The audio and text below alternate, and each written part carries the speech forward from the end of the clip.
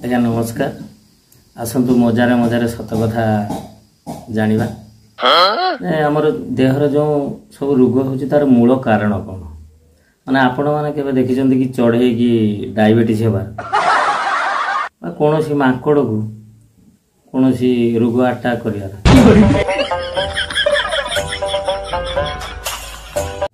Heart attack अन्य किसी रोग हबार देखिछन्ती कौन सी जंतु ये जो जीव जंतु आमर आयोडीन लुण खाए कि जीव जंतु ब्रश कर देखिछन्ती तथापि क्या थायराइड हुए ना कि दांत खराब हुए ना आम सब कौन करिया खैनी नाश दुगुता गुटुका खाइबा से जो गंध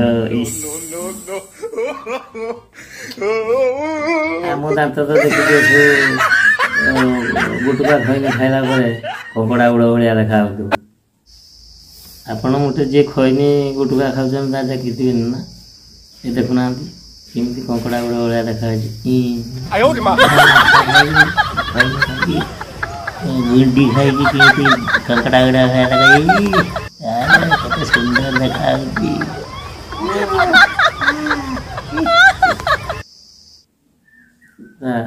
माकड़ शारीरिक गठन मनीष सहित माने सबुठारु निकटतर माकड़ आम भितर फरक व तफात कौन माने माकड़ आम मनीष भितर माकड़र कौन अच्छे लांगुड़ अच्छी आमर लांगुड़ अच्छी आमर लांगुड़ ना आम दी गोड़े चलुचे से कौन कर चारिटा गोड़े चलुन कि दीटा गोड़ को हाथर से व्यवहार कर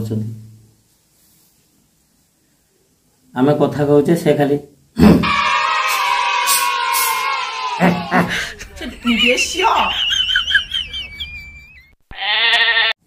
इमिति होचंती से माने आम भली कथा कहि परछंती किंतु आमे कथा कहि परछे हमर बुद्धि अछि विवेक अछि ज्ञान अछि बहुत लोक को बहुत कथा भी कहि परछे आ ताकर आउडे कोन माने ए डाळरू से डाळ को डेया अभ्यास अछि किंतु आम त डाळ डेई पारियानी डाळ सब भांगी पकेया आ या वाड़ ता वाड़ को डेई का वाड़ी आंब पिजुड़ी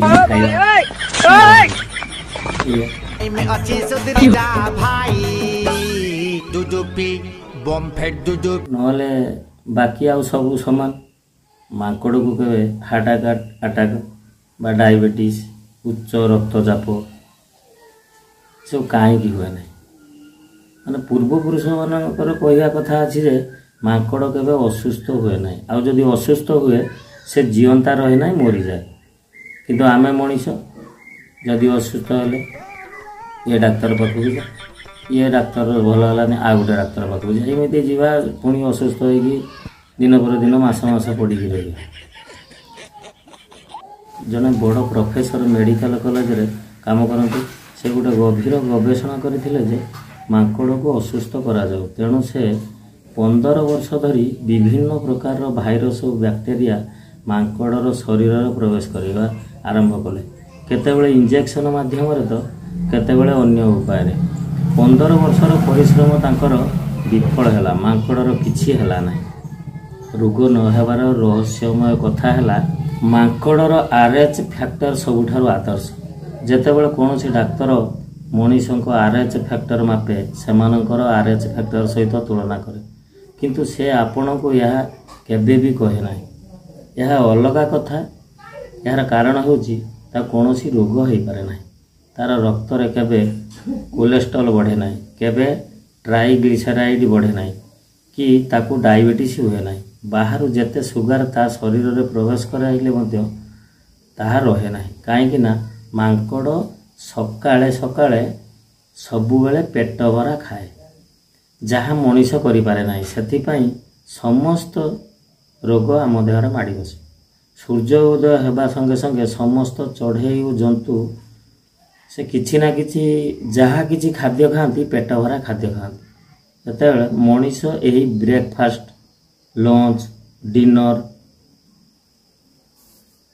तारी फांदारे पड़िला बा सही चक्रव्यूहरे फसीगला सेतेबेलठू मनीष अधिक असुस्थ होगा लगिला प्रोफेसर रवींद्रनाथ सानबाग तांकर समस्त रोगी को कहती जे सकाळे सकाळे पेट भरा खाओ ତାଙ୍କ ରୋଗୀମାନେ କହନ୍ତି ଯେ ଯେବେଠାରୁ ସେମାନେ ସକାଳେ ପେଟ ଭରା ଖାଇବା ଆରମ୍ଭ କଲେ ସେତେବେଳୁ ତାଙ୍କର ଡାଇବେଟିସ୍ କାହାର କୋଲେଷ୍ଟ୍ରଲ୍ କମିଗଲା, କାହାର ଆଣ୍ଠୁ ଯନ୍ତ୍ରଣା କମିଗଲା, କାହାର ଅଣ୍ଟା ଯନ୍ତ୍ରଣା କମିଗଲା, ଗ୍ୟାସ୍ ହେବା ବନ୍ଦ ହେଲା, ପେଟରେ ଜଳାପୋଡ଼ା ବନ୍ଦ ହେଲା, ନିଦ ଭଲ ହେଲା, ଇତ୍ୟାଦି ଇତ୍ୟାଦି। ଆଉ ଏହି କଥା ମହର୍ଷି ବାଗଭଟ୍ଟ 3500 ବର୍ଷ ପୂର୍ବେ କହିଥିଲେ ଯେ ସକାଳର ଖାଦ୍ୟ ସବୁଠାରୁ ଉତ୍ତମ। ସକାଳେ ସୂର୍ଯ୍ୟ ଉଦୟ ହେବାର 3 ଘଣ୍ଟା ମଧ୍ୟରେ ଅର୍ଥାତ୍ ସକାଳ 9:30 ପର୍ଯ୍ୟନ୍ତ, ଅଧିକ ହେଲେ 10ଟା ଭିତରେ ଆମର ପେଟ ଭରା ଭୋଜନ ହେଇଯିବା ଉଚିତ। ଆଉ ଏହି ଭୋଜନ ତେବେ ହିଁ ହେବ ଯେତେବେଳେ ମଣିଷ ନାସ୍ତା, ବ୍ରେକଫାଷ୍ଟ, ଫାଷ୍ଟ ଫୁଡ୍ ବନ୍ଦ କରିବ। ଏ ନାସ୍ତାର ପ୍ରଚଳନ ହିନ୍ଦୁସ୍ତାନୀ ନୁହେଁ, ଇଂରେଜମାନଙ୍କ ଦାନ। ଆଉ ରାତ୍ରି ଭୋଜନ ବି ସୂର୍ଯ୍ୟାସ୍ତ ହେବାର ଅଧଘଣ୍ଟେ ପୂର୍ବରୁ ହେବା ନିହାତି ଦରକାର, ତେବେ ଯାଇ ରୋଗରୁ ବଞ୍ଚିବେ। ସକାଳେ ସୂର୍ଯ୍ୟ ଉଦୟ ହେବାର 3 ଘଣ୍ଟା ମଧ୍ୟରେ ଆମର ଜଠରାଗ୍ନି ବହୁତ ତୀବ୍ର ଥାଏ। ଆମର ଜଠରାଗ୍ନିର ସମ୍ବନ୍ଧ ସୂର୍ଯ୍ୟ ସହିତ ଅଛି। ଆମର ଜଠରାଗ୍ନି ସ୍ନାନ ପରେ ସବୁଠାରୁ ଅଧିକ ତୀବ୍ର ହୋଇଥାଏ। ସ୍ନାନ ପରେ ପିତ୍ତ ବଢ଼ିଥାଏ, ଯେଉଁଟାକି ଆମେ କହୁ ଗ୍ୟାସ୍ ହେଇଗଲା, ବାନ୍ତି ଲାଗୁଛି, ଛାତି ଜଳୁଛି, ପେଟ କ'ଣ ହେଉଛି। ତେଣୁ ସକାଳେ ସ୍ନାନ କରି ଭୋଜନ କରିବା ଉଚିତ। ପ୍ରଥମ ଭୋଜନରୁ ଅନ୍ୟ ଭୋଜନ 4ରୁ 8 ଘଣ୍ଟା ଅନ୍ତରାଳ ରଖନ୍ତୁ। ମଝିରେ କିଛି ଖାଆନ୍ତୁ ନାହିଁ। ସୂର୍ଯ୍ୟ ଅସ୍ତ ପରେ ଆଦୌ ଖାଆନ୍ତୁ ନାହିଁ। ଏହା ଚଢ଼େଇ ଓ ଜଙ୍ଗଲୀ ଜନ୍ତୁମାନଙ୍କ ଦୈନନ୍ଦିନ ଜୀବନର ଅନ୍ତର୍ଭୁକ୍ତ। ତେଣୁ ସେମାନେ ସାଧାରଣତଃ ଅସୁସ୍ଥ ହୁଅନ୍ତି ନାହିଁ। ନିଜେ ସୁସ୍ଥ ରୁହନ୍ତୁ, ଶରୀରକୁ ସୁସ୍ଥ ରଖନ୍ତୁ। ଆୟୁର୍ବେଦ ଆପଣାନ୍ତୁ, ନିରୋଗ ଜୀବନ ଜିଅନ୍ତୁ। ଆମର ଏହି ଛୋଟ ପ୍ରୟାସଟି ଯଦି ଆପଣମାନଙ୍କୁ ଭଲ ଲାଗିଥାଏ, ଅଧିକ ମାତ୍ରାରେ ସେୟାର କରନ୍ତୁ। ଆକର୍ଷିତ କଳା ଚ୍ୟାନେଲକୁ ସବସ୍କ୍ରାଇବ୍ କରି ବେଲ୍ ଆଇକନ୍କୁ ଦବାଇ ଦିଅନ୍ତୁ। ଆଉ ଲାଇକ୍ କରନ୍ତୁ। ହଁ, କମେଣ୍ଟସ୍ ଦେବାକୁ ଭୁଲିବେନି। ଜୟ ଜଗନ୍ନାଥ, ଜୟ ପଞ୍ଚସଖା, ତ୍ରାହି ଅଚ୍ୟୁତ।